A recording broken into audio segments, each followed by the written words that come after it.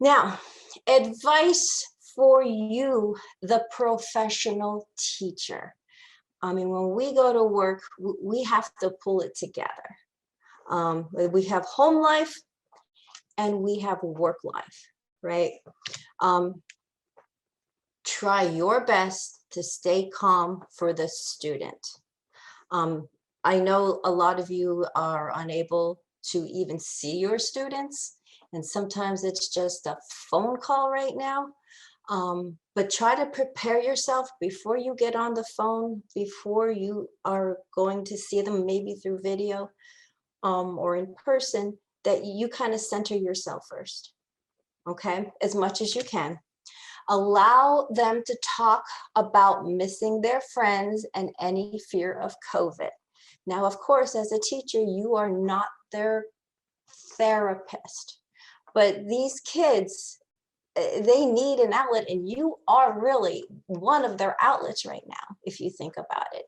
They have their families, you know. They also have you, whether you want to be there. They're that one person for them or not. So just allow them, if it comes up, to talk about this and how this has affected them. Of course, that is not your focus as a teacher, but you have to, like, when things come up in my classroom when I'm teaching, I don't redirect right back to the material. I let students talk about it, get it out, and then we can move on to material. Be patient, listen, slow yourself down, let them know that you heard them. So when a student is expressing something to you, something, you know, negative feelings or negative thoughts, you want to repeat it, that I heard you and I understand this is difficult for you. So do your best to be that person they can say things to. Because the more we keep the stuff inside, as you know, the more these things come out in negative behaviors and negative thoughts and feelings.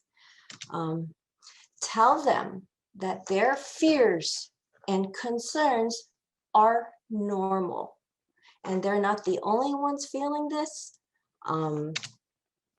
If you want, and if you can, share how you miss doing things pre-COVID, how life has changed for you.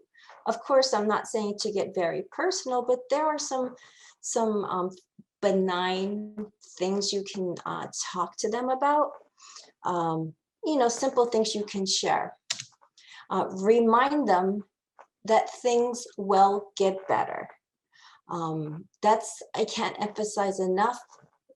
Emphasize that this is temporary, and we are all going through this together, and things will get better, okay?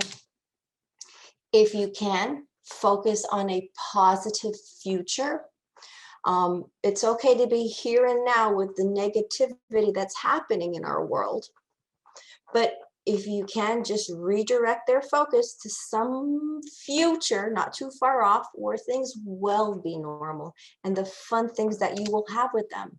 Like, maybe tell them, we cannot wait to see everyone soon.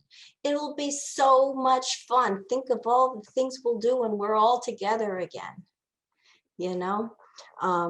Give them something to hang on to instead of staying in this here and now, I can't do what I want to do. Help them to feel personal connections, because, you know, that's something we're all lacking. Their world is really whoever is in their house or whoever they're allowed to see. If you can, again, even over the phone, make it personal with them, because, you know, we are human, even children, and we need that connection with people. We do. That is how we are. Share some of your home stories with them. Something funny that maybe your child did.